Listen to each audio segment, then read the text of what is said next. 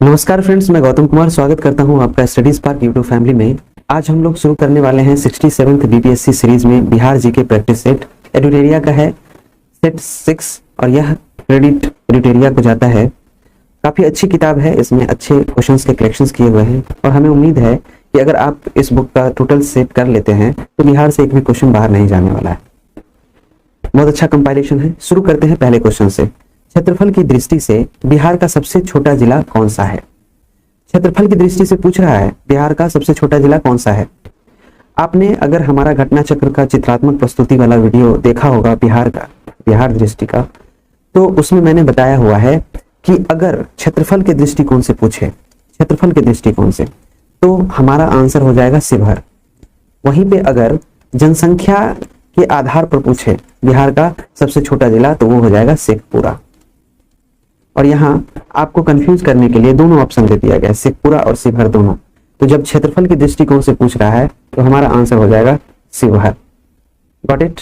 शिवहर हमारा correct answer हो जाएगा। कोपेन के अनुसार दक्षिण बिहार किस जलवायु क्षेत्र के अंतर्गत आता है?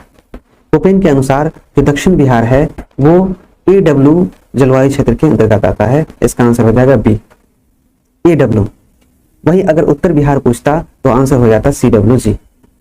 ओके, तो कोपेन के अनुसार दक्षिण बिहार AW जलवायु क्षेत्र के अंतर्गत आता है। बिहार में सर्वाधिक वर्षा किस मानसून द्वारा होता है?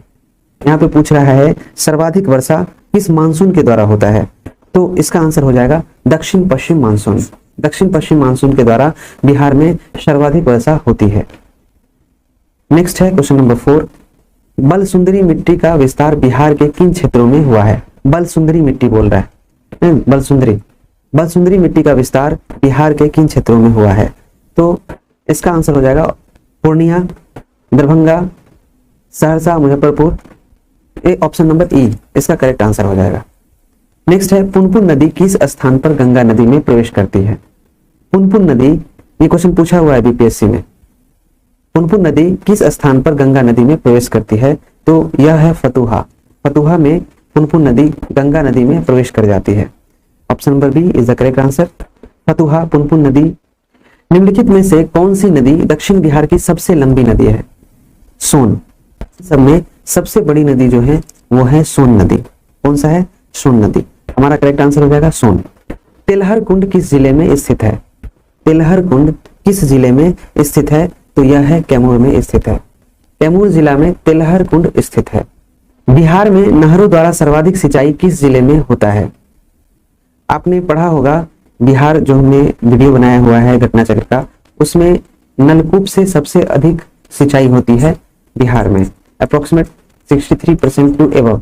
उसके बाद होती है नहरों से, और लास्ट में जो अन्य है तालाब, चापाकल, इन सब चीजों से। तो यहाँ पे बोल रहा है कि बिहार में नहरों द्वारा सर्वाधिक सिंचाई किस जिले में होती है? तो वह जिला है रोहतास। रोहतास जिले में नहरों द्वारा सर्वाधिक सिंचाई होती है। Question number 9। बाणसागर जल विवाद किसके मध्य है? ये जल विवाद किसके किसके मध्य है? तो इसका आंसर हो जाएगा उत्तर प्रदेश और बिहार के मध्य यह विवाद है, बाणसागर जल से संबंधित। तो बाणसागर जल विवाद किसके मध्य है? उत्तर प्रदेश और बिहार के मध्य है। Question number 10। Bihar scooters limited कहाँ स्थित है? बिहार स्कूटर्स लिमिटेड फतुहा में स्थित है। फतुहा पटना में पड़ता है और यह पटना के फतुहा में स्थित है Bihar scooters limited. Bihar startup नीति की शुरुआत कब की गई थी? बहुत इंपॉर्टेंट क्वेश्चन है। बिहार स्टार्टअप नीति की शुरुआत कब की गई थी? तो ये 2017 में की गई थी। आंसर हो जाएगा 2017। 2017 में बिहार स्टार्टअप नीति की शुरुआत की गई थी। मैं बार बार रिपीट कर रहा हूं ताकि आपको याद हो जाए, एक बार ही वीडियो देखना पड़े और एक ही बार में याद हो जाए। प्रसिद्ध बराबर की गुफाएं स्थित हैं। प्रसिद्ध बराबर की गुफाएं कहाँ स्थित है? तो यह है जहानाबाद में स्थित है। जहानाबाद में बराबर की गुफाएं स्थित हैं। बिहार के किस राजनेता को लोकनायक के उपनाम से जाना जाता है? तो ये सबको पता है, जयप्रकाश नारायण। जयप्रकाश नारायण जी को बिहार के लोकनायक के उपनाम से जाना जाता है। वही है क्वेश्चन नंबर 14। निम्न में से कौन बिहार का प्रथम हिंदी समाचार पत्र है? बिहार का प्रथम हिंदी समाचार पत्र पूछ रहा है, तो वो है बिहार बंधु। बिहार नाम से ही पता चल जाता है, बिहार बंधु बिहार का प्रथम हिंदी समाचार पत्र है। निम्नलिखित में से किसके द्वारा बिहार साइंटिफिक सोसाइटी की स्थापना की गई? बिहार साइंटिफिक सोसाइटी की स्थापना किसके द्वारा की गई थी? तो ये है इमदाद अली खान। इमदाद अली खान के द्वारा बिहार साइंटिफिक सोसाइटी की स्थापना की गई थी। बिहार की पहली मैथिली फिल्म कौन थी? बिहार की पहली मैथिली फिल्म कन्यादान थी। कन्यादान बिहार की पहली मैथिली फिल्म थी। बिहार का अक्षांशीय विस्तार है, ये भी क्वेश्चन मैंने बताया हुआ है, आप वीडियो हमारा देखिए प्लेलिस्ट में 67 बीपीएससी का। बिहार का अक्षांशीय विस्तार है 24 डिग्री 20 मिनट 10 सेकंड से 27 डिग्री 31 मिनट 15 सेकंड उत्तरी अक्षांश। तो इसका करेक्ट आंसर हो जाएगा ए। 24 डिग्री 20 मिनट 10 सेकंड से 27 डिग्री 31 मिनट 15 सेकंड उत्तरी अक्षांश बिहार का अक्षांशीय विस्तार है। जनसंख्या की दृष्टि से बिहार का सबसे छोटा जिला कौन है? अभी हमने फर्स्ट क्वेश्चन में ही बताया था कि जब क्षेत्रफल के अनुसार पूछे तो शिवहर हो जाएगा और जनसंख्या की दृष्टि से पूछे तो शेखपुरा आपका आंसर हो जाएगा। तो शेखपुरा इसका करेक्ट आंसर हो गया। नेक्स्ट क्वेश्चन है 17वीं बिहार विधानसभा चुनाव में जो 2020 में हुआ था उसमें नवनिर्वाचित महिला विधायकों की संख्या कितनी थी? यह 17वीं बिहार विधानसभा चुनाव थी और इसमें जो महिला चुनी गई थी उनकी संख्या कितनी है? तो इसका आंसर हो जाएगा सी 26 आंसर हो जाएगा इसका। 26 महिलाएं नवनिर्वाचित थी विधायक। 17वीं बिहार विधानसभा चुनाव 2020 में नवनिर्वाचित जो महिलाएं विधायक थी उनकी संख्या 26 थी। निर्वाचित महिला कहेंगे, नवनिर्वाचित नहीं। 17वीं बिहार विधानसभा चुनाव 2020 में निर्वाचित महिला विधायकों की संख्या 26 थी। करेक्ट है। बढ़ते हैं नेक्स्ट। बिहार सरकार द्वारा 7 निश्चय फर्स्ट की शुरुआत कब की गई थी? तो यह किया गया था 2015 में। 2015 में किया गया था और ये 5 साल के लिए किया गया था, 2015 से 20 तक। फिर एक्सटेंड किया गया है 7 निश्चय 2 और इसका कार्यकाल है 2020 से 2025 तक। 7 निश्चय 2, यहाँ 7 निश्चय प्रथम की बात की गई है कि बिहार सरकार द्वारा 7 निश्चय प्रथम की शुरुआत कब की गई थी? तो आंसर हो जाएगा 2015। भारतीय संविधान के किस अनुच्छेद के अंतर्गत राज्य की समस्त कार्यपालिका शक्ति राज्यपाल में निहित होती है? ये बहुत ही इंपॉर्टेंट क्वेश्चन है और इसका आंसर हो जाएगा अनुच्छेद 154। ओके, यह अनुच्छेद 154 है जिसके अंतर्गत राज्य की समस्त कार्यपालिका शक्ति राज्यपाल में निहित होती है। तो अनुच्छेद 154 याद रखना है, आपको भूलना नहीं है। 154 यह है समस्त कार्यपालिका शक्ति राज्यपाल में निहित होती है और यह अनुच्छेद 154 है भारतीय संविधान के द्वारा शक्ति प्राप्त है राज्यपाल महोदय को और इनके अंतर्गत राज्य की समस्त कार्यपालिका शक्ति executive power, total executive power इनके अंदर इन्वेस्ट होती है। बिहार में ग्राम सभा की कितनी बैठकें एक वर्ष में बुलाए जाने का प्रावधान है? तो जो ग्राम सभा होती है ना, ग्राम सभा, उसके बैठक जो है बुलाने की जो सीमाएं हैं एक वर्ष में, वो कम से कम कितनी बैठकें एक वर्ष में बुलाए जाने का प्रावधान किया गया है? तो इसका आंसर हो जाएगा 4। कितना? 4। बिहार में ग्राम सभा की 4 बैठकें एक वर्ष में बुलाए जाने का प्रावधान है क्योंकि 12 महीने का वर्ष होता है हर 3 महीने पे, तो 4 × 12 मंथ, 1 साल हो गया। तो 3-3 मंथ का होता है ना क्वार्टर, 4 क्वार्टर मिलकर 12 महीना हो जाएगा। तो 4 बैठकें बुलाए जाने का प्रावधान है ग्राम सभा के। स्थानीय शासन को किस वर्ष राज्य सूची का विषय बनाया गया था? स्थानीय शासन को किस वर्ष राज्य सूची का विषय बनाया गया था? तो यह था 1935 ईस्वी। 1935 ईस्वी में स्थानीय शासन को राज्य सूची का विषय बना दिया गया था। वहीं बात करें विधान परिषद साधारण विधेयक को कब तक रोक सकता है? ये भी अच्छा क्वेश्चन है। विधान परिषद साधारण विधेयक को कब तक रोक सकता है? यहाँ साधारण विधेयक की बात हो रही है, वित्त विधेयक की बात नहीं हो रही है। वित्त विधेयक पर तो 14 दिनों तक रोक कर रख सकता है, को राज्यसभा में 14 दिनों तक रोक कर रखा जा सकता था, लेकिन यहाँ विधान परिषद की बात है। विधान परिषद में साधारण विधेयक को कब तक रोक कर रखा जा सकता है? तो वो 3 महीने तक रखा जा सकता है। 3 महीने तक विधान परिषद में साधारण विधेयक को रोक कर रखा जा सकता है। विधान परिषद में कुल कितने सदस्य राज्यपाल द्वारा मनोनीत किए जाते हैं? विधान परिषद में कुल 1/6 सदस्य राज्यपाल द्वारा मनोनीत किए जाते हैं। कितना? 1/6। 1/6 सदस्य विधान परिषद में राज्यपाल द्वारा मनोनीत किए जाते हैं। निम्नलिखित में से किस राजधानी का निर्माण बिंबिसार के दरबारी वास्तुकार महागोविंद के द्वारा किया गया था? निम्नलिखित में से किस राजधानी का निर्माण बिंबिसार के दरबारी वास्तुकार महागोविंद के द्वारा किया गया था? इसका आंसर हो जाएगा राजगिरी। राजगिरी जो राजधानी थी, इसका निर्माण बिंबिसार के दरबारी वास्तुकार थे महागोविंद, उनके द्वारा किया गया था। निम्नलिखित में से किसने बोध गया में महाबोधि वृक्ष को क्षतिग्रस्त किया था? ये क्वेश्चन काफी बार पूछा गया है। निम्नलिखित में से किसने बोध गया में महाबोधि वृक्ष को क्षतिग्रस्त किया था? तो इसका आंसर हो जाएगा शशांक। शशांक ने बोध गया में महाबोधि वृक्ष को क्षतिग्रस्त कर दिया था। औरंगजेब के पौत्र यानी कि पोता राजकुमार अजीम ने पटना का नया नाम क्या रखा था? तो नाम अजीम है, तो अजीम ने अजीमाबाद नाम रख दिया था इसका। क्लियर है? अजीमाबाद। औरंगजेब के पौत्र राजकुमार अजीम ने पटना का नया नाम अजीमाबाद रखा था। बिहार के मनेर में स्थित मखदूम शाह दौलत खां का मकबरा किस मुगल शासक के शासन काल में बना था? ओके, तो यह बना था जहांगीर के शासन काल में। बिहार के मनेर में स्थित मखदूम शाह दौलत खां का मकबरा जहांगीर शासक थे, मुगल शासक, इनके शासनकाल में बना था। क्लियर है? नेक्स्ट क्वेश्चन है 1922 से 23 ईस्वी में मुंगेर में आयोजित किसान सभा के अध्यक्ष कौन थे?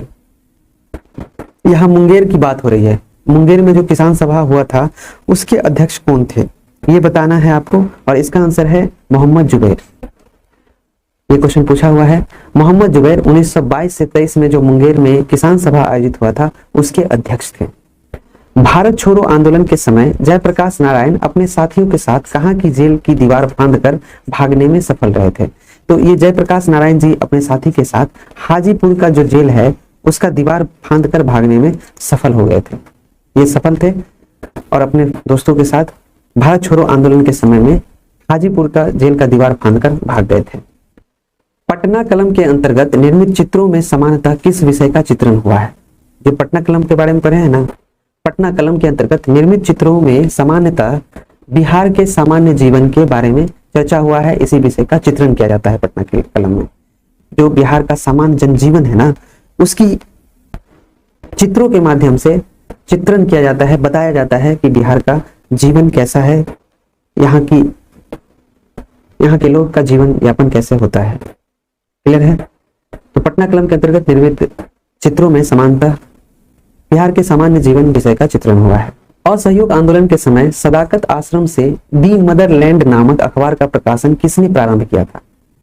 और असहयोग आंदोलन के समय हुई थी ये प्रकाशित दी मदरलैंड नामक अखबार, कहां से हुआ था? सदाकत आश्रम से। और किसने किया था? तो ये मजहरुल हक ने किया था।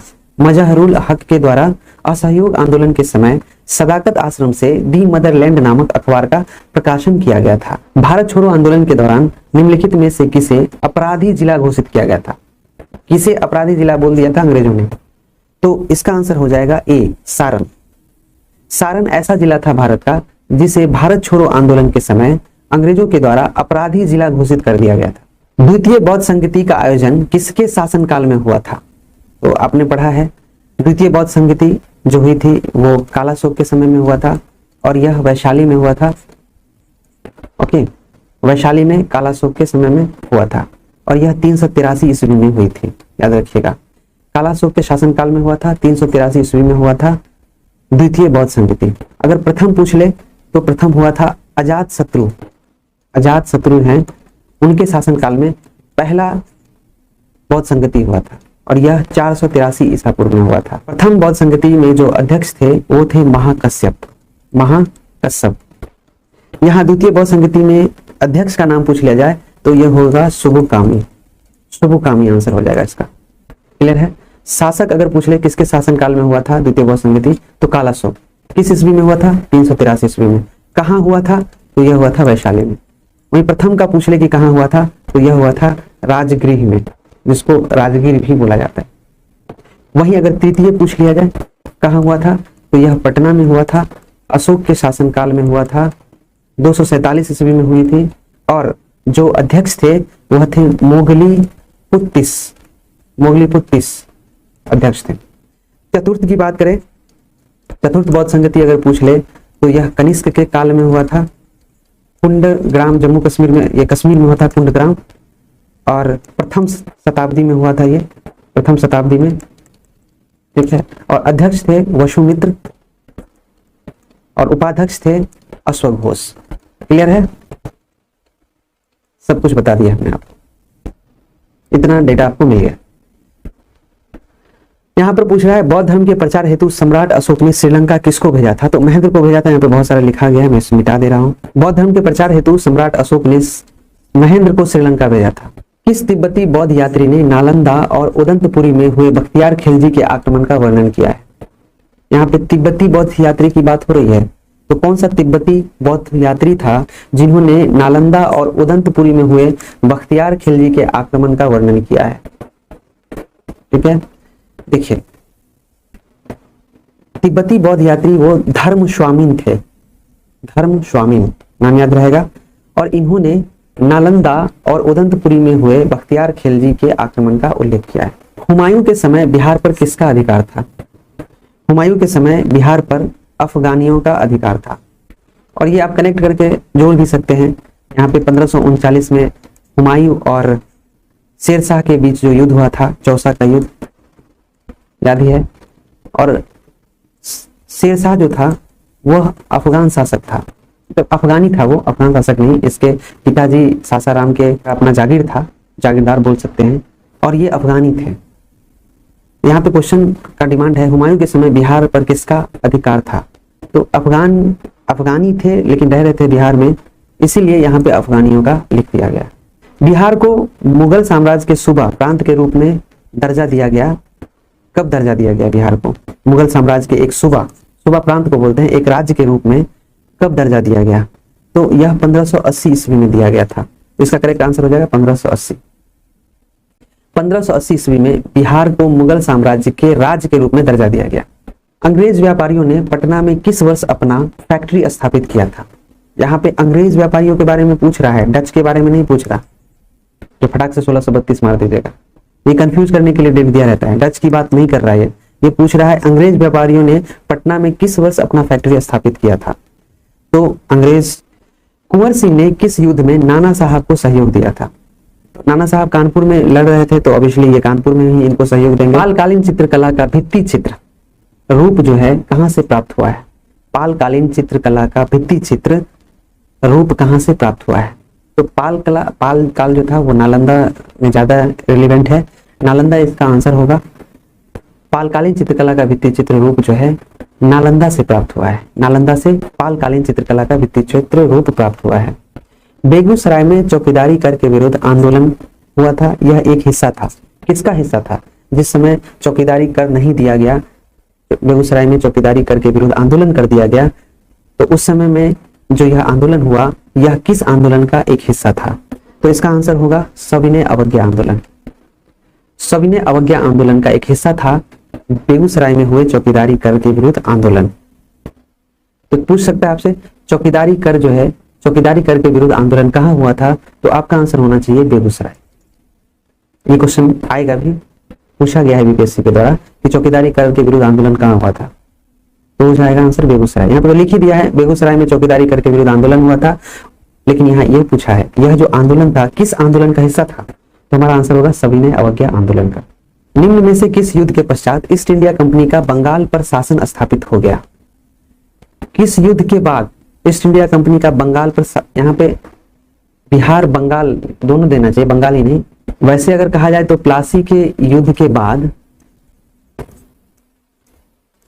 ईस्ट इंडिया कंपनी का बंगाल पर अधिकार हो गया, लेकिन यहां पे बोलेगा कि स्पष्ट रूप से क्वेश्चन होना चाहिए कि किस युद्ध के पश्चात अंग्रेजों का स्पष्ट रूप से बंगाल पर शासन स्थापित हो गया? आंसर हो जाएगा बक्सर का युद्ध। ओके, लेकिन सीधा सीधा अगर पूछ ले आपसे कि बंगाल पर शासन कब स्थापित हुआ ईस्ट इंडिया कंपनी का, वो तो प्लासी के युद्ध में ही हो गया सिराजुद्दौला को हराने के बाद। लेकिन वह था, उसमें अंग्रेजों ने धोखा से चाल चलकर कूटनीति के द्वारा प्लासी का युद्ध जीता था, मीर जाफर को मिला लिया था, सिराजुद्दौला के विरुद्ध एक छल करके एक राजनीतिक कूटनीतिक रचकर वह युद्ध जीता गया था। लेकिन बक्सर का युद्ध जो था वो स्पष्ट रूप से इसमें अंग्रेजों की जीत हुई थी, जिसमें इन्होंने 3 शक्तियों को हराया था। ओके, और बक्सर का युद्ध यह स्पष्ट कर दिया था कि अंग्रेज भारत का वास्तविक शासक है और स्पष्ट रूप से बंगाल पर शासन भी स्थापित हो गया था बक्सर के युद्ध के बाद। ये आंसर होगा इसका। बिहार में नवपाषाण काल के अवशेष किस क्षेत्र या जिला से प्राप्त हुए हैं? बिहार में नवपाषाण काल के अवशेष किस क्षेत्र या जिला से प्राप्त हुए हैं? तो इसका आंसर हो जाएगा सारण एवं वैशाली। नवपाषाण काल के अवशेष सारण एवं वैशाली से प्राप्त हुए। नवपाषाण काल के अवशेष सारण एवं वैशाली से प्राप्त हुए। बिहार का कौन सा राज्य उत्तर वैदिक काल का एक महत्वपूर्ण राज्य था?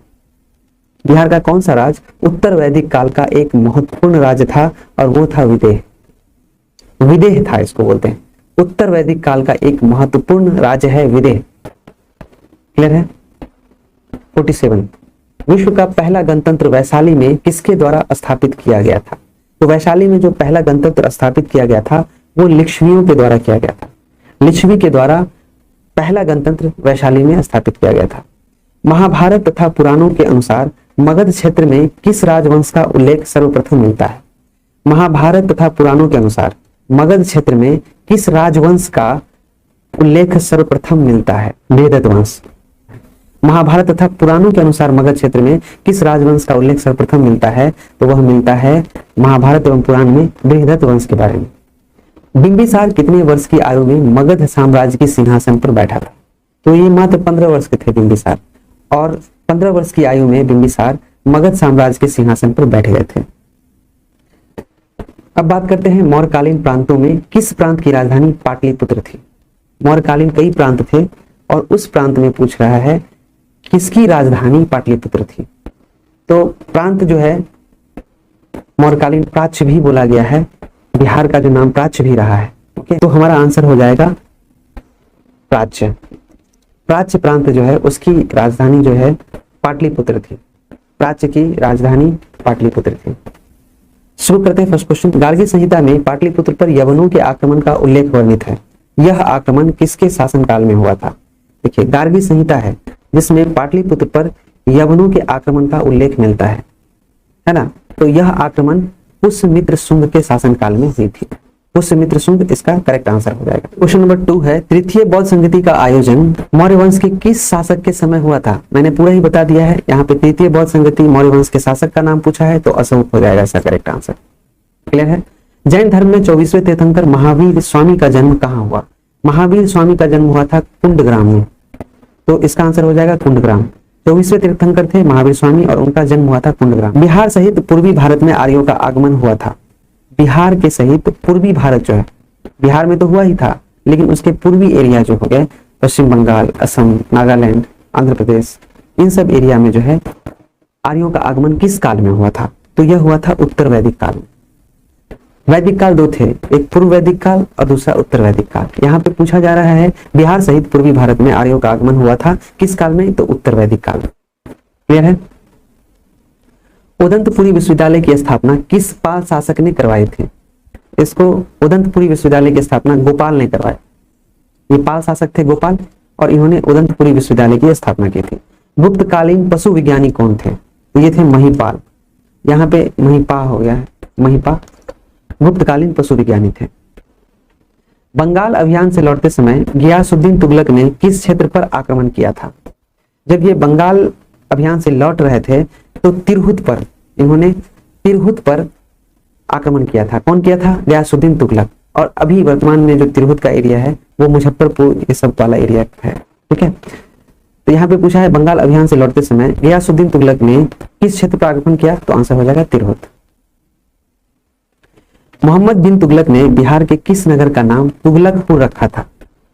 मोहम्मद बिन तुगलक बिहार के किस नगर का नाम तुगलकपुर रखा था? तो वह था दरभंगा। दरभंगा का नाम इसने तुगलकपुर रख दिया था। और ठीक है, और बिहार में पूरे बिहार पर तुगलक वंश का ज्यादा प्रभाव रहा है। ये भी क्वेश्चन पूछा गया है। मुगल शासक बाबर की मृत्यु 1530 के समय बिहार का शासक कौन था? 1530 में बाबर की मृत्यु हो गई थी। ये मुगल के शासक थे, मुगल शासक बाबर। और उस समय जो था 1530 में बिहार का शासक कौन था? तो इसका आंसर हो जाएगा जलाल खान नुहानी। मुगल शासक बाबर की मृत्यु 1530 के समय बिहार का शासक जलाल खान नुहानी था। जलाल खान नुहानी इसका करेक्ट आंसर हो जाएगा। किस मुगल शासक के काल में बिहार पर बंगाल के नवाबों का नियंत्रण स्थापित हुआ? किस मुगल शासक के काल में बिहार पर बंगाल के नवाबों का नियंत्रण स्थापित हुआ तो वो था बहादुर शाह प्रथम। बहादुर शाह प्रथम मुगल शासक थे, इनके काल में बिहार पर बंगाल के नवाबों का नियंत्रण स्थापित हो गया था। बिहार में सन्यासी विद्रोह का केंद्र था, तो ये था बंगाल के सटे हुआ पूर्णिया सन्यासी विद्रोह। सन्यासी विद्रोह आनंद मठ के बारे में चर्चा है ना, इसमें आनंद मठ में चर्चा की गई है सन्यासी विद्रोह के बारे में। और बंकिम चंद्र चटर्जी इनके लेखक थे, बंकिम चंद्र चटर्जी, और ये बंगाल से थे। चूंकि कहता है संगत से गुण आत है, संगत से गुण जात है, सटा हुआ एरिया पूर्णिया है बंगाल के, इसलिए उसका इम्पैक्ट पड़ा था, प्रभावित था। तो विद्रोह का केंद्र भी था ये पूर्णिया, बिहार में सन्यासी विद्रोह का केंद्र था। जब बख्तियार खिलजी का अभियान बिहार क्षेत्र में हुआ तब कर्नाट वंश के शासक कौन थे? यहाँ पे पूछ रहा है, देखिए बख्तियार खिलजी का अभियान जब बिहार के क्षेत्र में हुआ था तो ये कर्नाट वंश के शासक कौन थे? सबसे पहले कर्नाट वंश को जानिए। कर्नाट वंश दरभंगा के क्षेत्र में था ये, और इसके जो संस्थापक थे वो थे नान्यदेव। नान्यदेव मिथिला के क्षेत्र में कर्नाट वंश का शासक था, दरभंगा वगैरह के एरिया में। जब बख्तियार खिलजी का अभियान बिहार क्षेत्र में हुआ था तो उस समय कर्नाट वंश के शासक थे नरसिंह देव, और इन्होंने बख्तियार खिलजी को नजराना भी दिया था, नजराना भी पेश किया था नरसिंह देव। क्लियर है? बख्तियार खिलजी के बिहार क्षेत्र के अभियान के समय कर्नाट वंश के शासक नरसिंह देव थे, नरसिंह देव, और इन्होंने बख्तियार खिलजी को नजराना देना प्रारंभ कर दिया था। किस युद्ध के पश्चात शाह आलम द्वितीय ने बिहार, बंगाल व उड़ीसा के क्षेत्रों में लगान वसूली का अधिकार ईस्ट इंडिया को प्रदान किया? वो युद्ध था बक्सर का युद्ध, हमने बात किया था। बक्सर युद्ध के पश्चात शाह आलम द्वितीय ने बिहार, बंगाल व उड़ीसा क्षेत्रों में लगान वसूलने का अधिकार ईस्ट इंडिया कंपनी को दे दिया था। क्लियर? बिहार प्रादेशिक सम्मेलन का पहला अधिवेशन कब हुआ था? यहाँ पूछ रहा है बिहार प्रादेशिक सम्मेलन, ये 1908 ईस्वी में हुआ था पहली बार बिहार में। पहला अधिवेशन कब हुआ था? 1908 ईस्वी में। बिहार प्रादेशिक सम्मेलन का पहला अधिवेशन वर्ष 1908 में हुआ था। 1857 के विद्रोह के समय दानापुर के अंग्रेज अधिकारी कौन थे? यहाँ पे 1857 के विद्रोह की बात हो रही है। हमने पढ़ा हुआ है 1857 के विद्रोह में एक अंग्रेज अधिकारी थे जिसकी मौत हो गई थी बिहार में, वो थे जनरल लॉयल। ये लॉयल रहते थे इसलिए लोगों ने इन्हें मार दिया। तो यहाँ पे क्वेश्चन भी वही है, 1857 के विद्रोह के समय दानापुर के अंग्रेज अधिकारी कौन थे? तो ऑब्वियसली ये अधिकारी होंगे तभी तो इनकी मृत्यु होगी, तो ये जनरल लॉयल है इसका करेक्ट आंसर। 16 का बी, दानापुर के अंग्रेज अधिकारी 1857 के विद्रोह में जनरल लॉयल थे। बाबू वीर कुंवर सिंह के मृत्यु के पश्चात 1857 के विद्रोह का नेतृत्व किसने किया था? तो इनके मृत्यु के पश्चात अमर सिंह, इनके भाई थे, इन्होंने विद्रोह का नेतृत्व किया था। निम्न में से किस भारतीय को रॉबर्ट क्लाइव ने बिहार का नायब दीवान नियुक्त किया था? बिहार का नायब दीवान ये सिताब राय थे, रॉबर्ट क्लाइव के द्वारा नियुक्त किए गए थे सिताब राय, नायब दीवान। क्लियर है? उलगुलान विद्रोह किससे जुड़ा है? उलगुलान विद्रोह मुंडा विद्रोह से जुड़ा हुआ है। मुंडा विद्रोह, उलगुलान विद्रोह भी कहते हैं इसको, मुंडा विद्रोह से संबंध रखता है ये। बंग भंग आंदोलन के समय बिहार के किस स्थान पर राखी बंधन दिवस मनाया गया?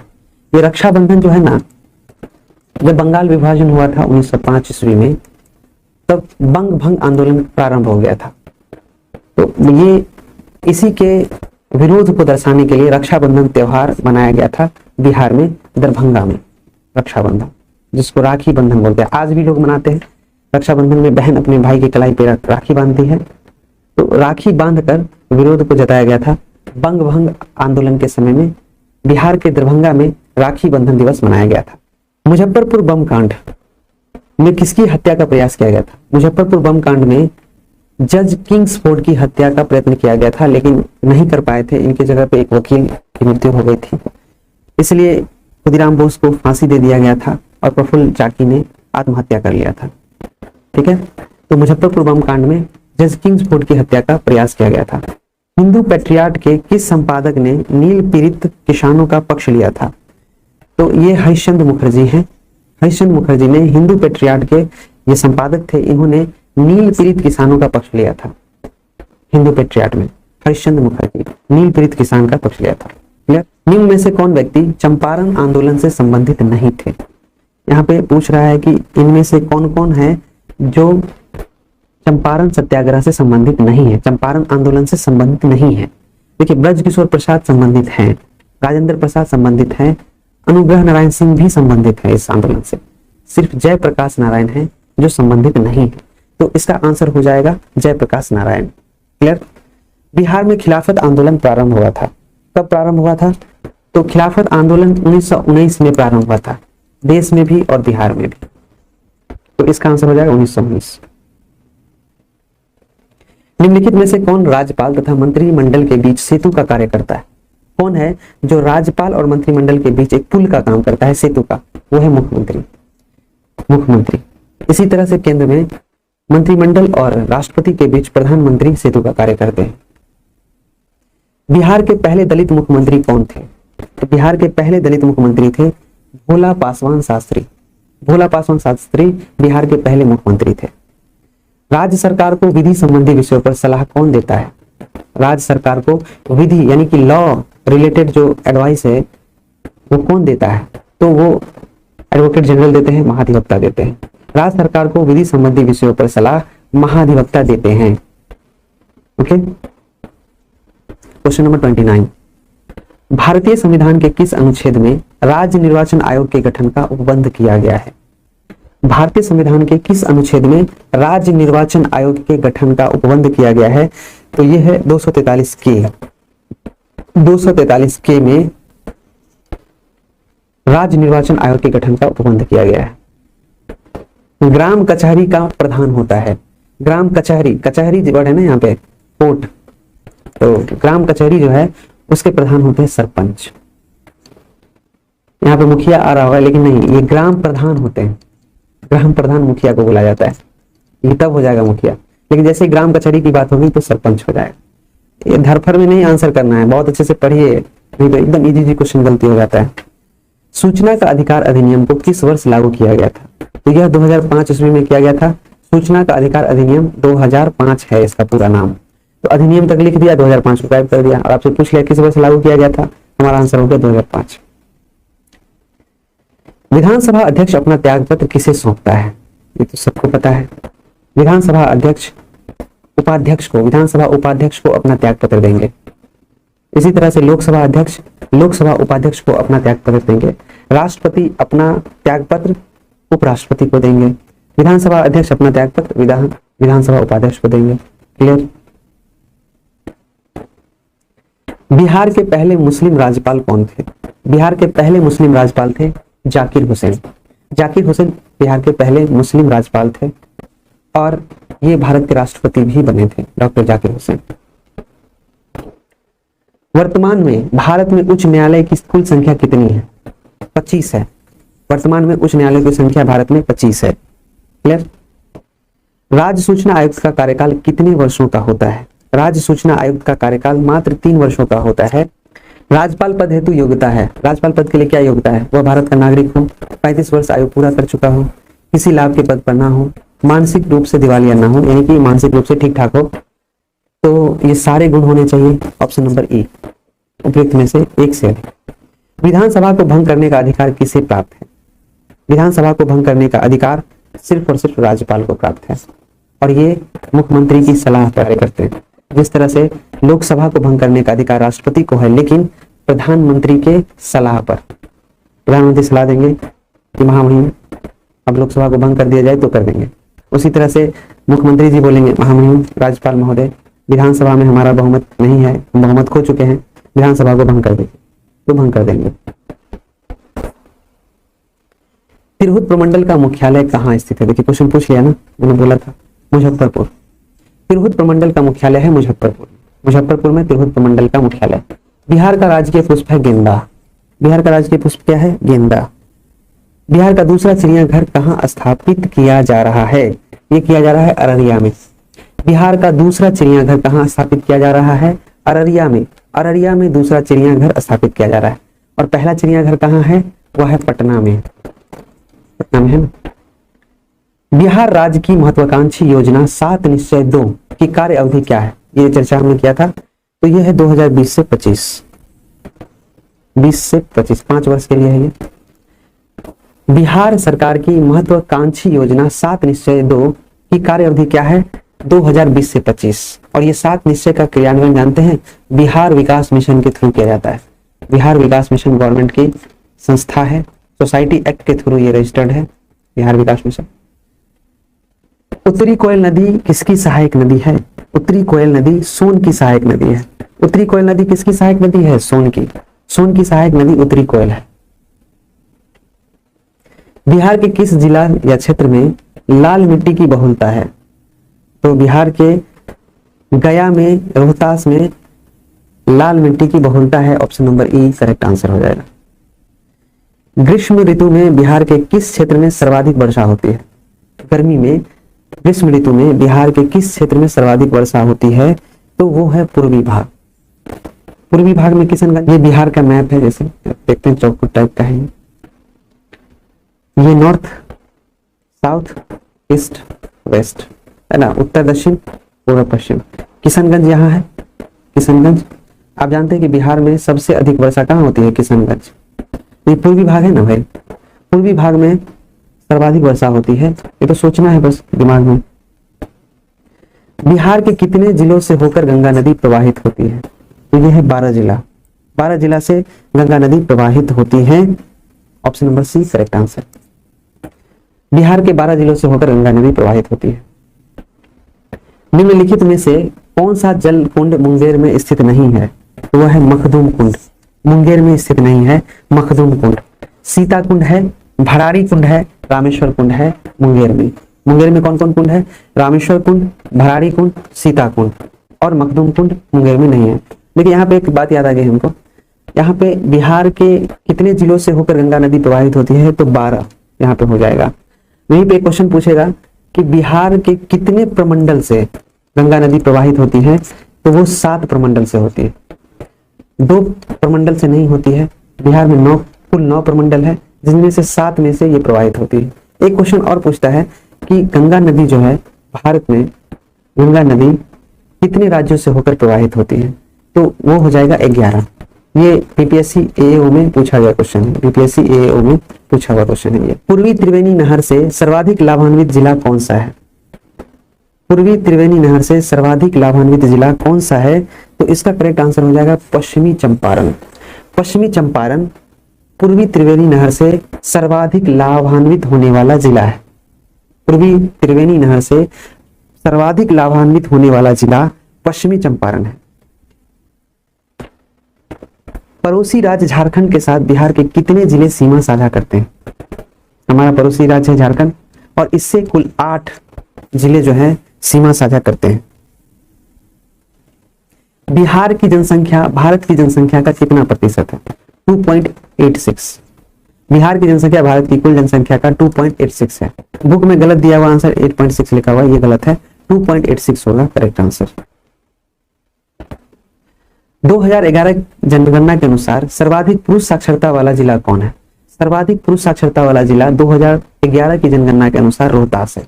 रोहतास में सर्वाधिक पुरुष साक्षरता दर है, सर्वाधिक साक्षर है यहाँ पे, सर्वाधिक महिला सब सर्वाधिक साक्षरता वाले है यहाँ पे। रोहतास ही है जहाँ पे सर्वाधिक महिला साक्षर है। सर्वाधिक पुरुष साक्षरता वाला जिला रोहतास है।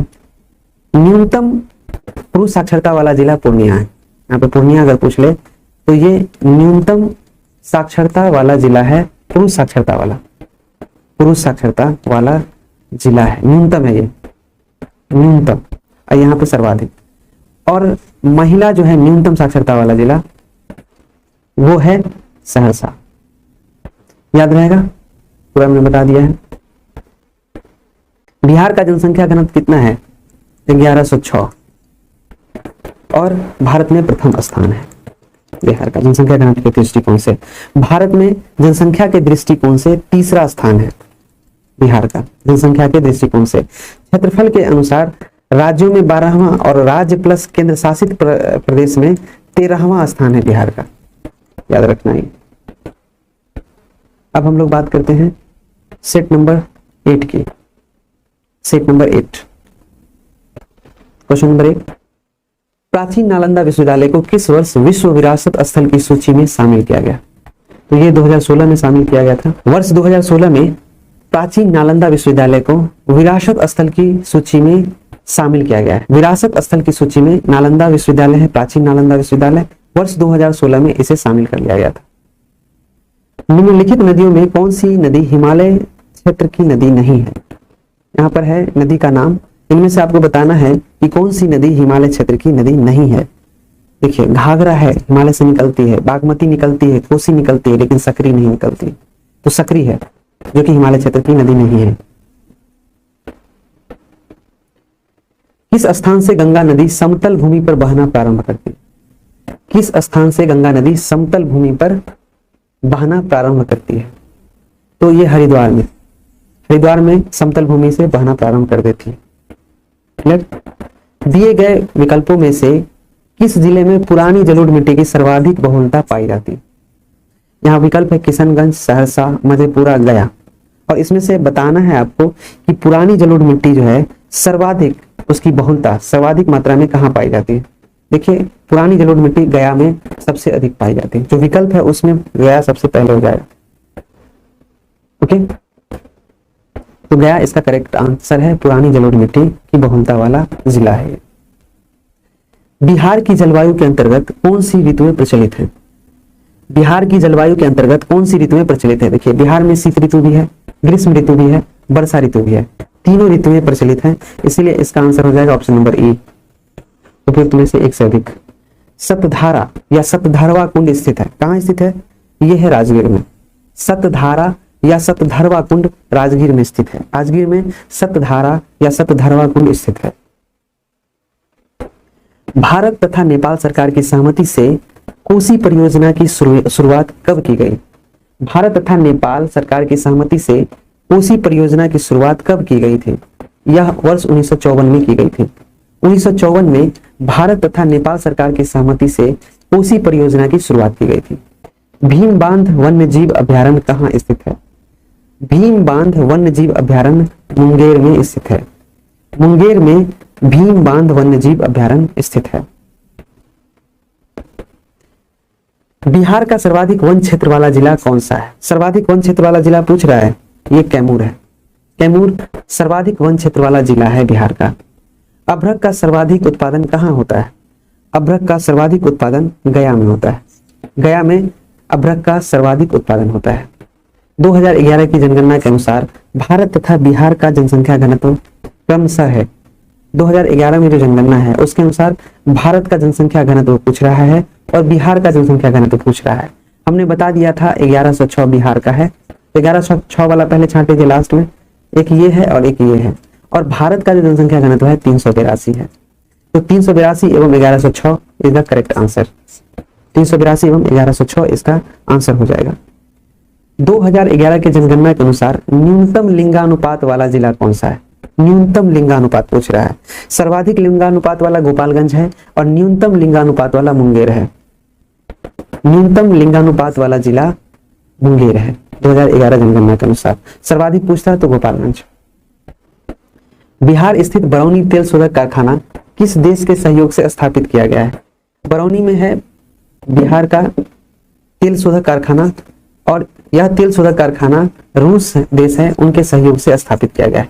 तो रूस के सहयोग से बरौनी तेल शोधक कारखाना स्थापित किया गया है। बिहार में विद्युत इंजन कारखाना स्थित है।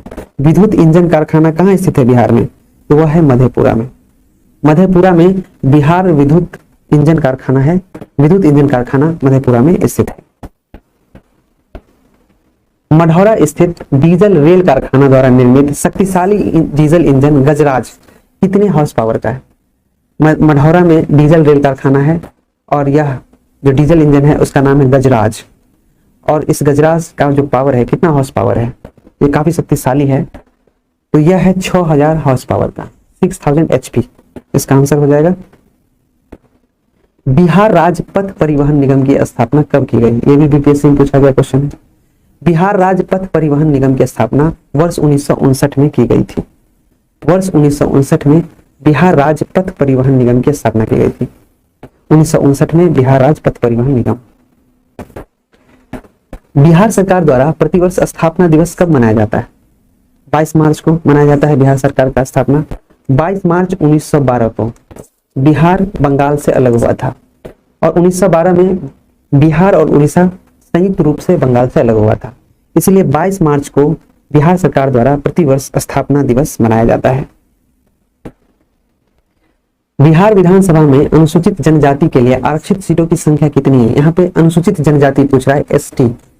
तो बिहार विधानसभा में एसटी के लिए 2 सीटें आरक्षित हैं। वहीं अगर एससी की बात पूछ लेता तो 38 हो जाता। 38 एससी के लिए आरक्षित है।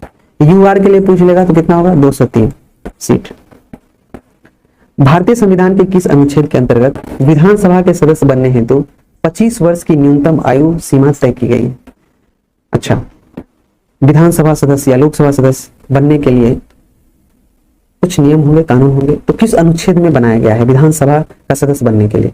भारतीय संविधान के किस अनुच्छेद में यह वर्णन है कि विधानसभा का सदस्य बनने के लिए 25 वर्ष की उम्र आवश्यक है, 25 उम्र का न्यूनतम सीमा जरूरी है? तो वो है अनुच्छेद 173।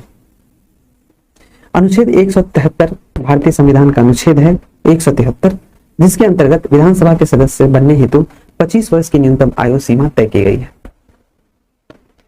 राज्यपाल के विधायी शक्तियों में शामिल है। यहाँ पे राज्यपाल का विधायी शक्ति पूछ रहा है, उसमें कौन कौन सी शक्ति शामिल है? तो राज्यपाल अध्यादेश जारी कर सकते हैं, जरूर कर सकते हैं, उनकी शक्ति है। सत्र का अवसान कर सकती है, सत्र अवसान कर सकती है, कर ही सकती है। संयुक्त अधिवेशन को आहूत करना, यह भी राज्यपाल का शक्ति है। किसी विधेयक पर हस्ताक्षर करना, यह भी राज्यपाल की शक्ति है। तो ई इसका करेक्ट आंसर है, उपयुक्त में से एक से अधिक। क्वेश्चन नंबर 21, बिहार की पहली महिला मुख्यमंत्री कौन है? बिहार की पहली महिला मुख्यमंत्री राबड़ी देवी है। और पहला मुख्यमंत्री पूछ ले तो कृष्ण सिंह, श्री कृष्ण सिंह। ठीक है। वहीं पे अनुसूचित जाति से पूछ ले तो भोला शास्त्री पासवान है, भोला पासवान शास्त्री। राज्य स्थित सचिवालय का मुख्य कार्य है, राज्य जो है हमारा बिहार राज्य, वहां जो सचिवालय है, जिसके लिए बहुत सारे स्टूडेंट ने पढ़ा होगा सचिवालय सहायक का फॉर्म, उनके लिए जानकारी के लिए है। राज्य स्थित सचिवालय का मुख्य कार्य है, क्या क्या कार्य है? नीति निर्धारण करना, बजट नियंत्रण व्यवस्था करना, विधान नियमावली गठन करना, विभागीय मंत्रियों की सहायता करना, ये तो है ही। ये सब कार्य करते हैं सचिवालय, इसलिए ऑप्शन ए इसका करेक्ट आंसर हो जाएगा। ई। पंचायतों में अनुसूचित जाति तथा अनुसूचित जनजाति के लिए आरक्षण की व्यवस्था किस अनुच्छेद में किया गया है? पंचायत में एससी एवं एसटी के लिए आरक्षण है, रिजर्वेशन की व्यवस्था किस अनुच्छेद के द्वारा की गई है? यह है अनुच्छेद 243 डी।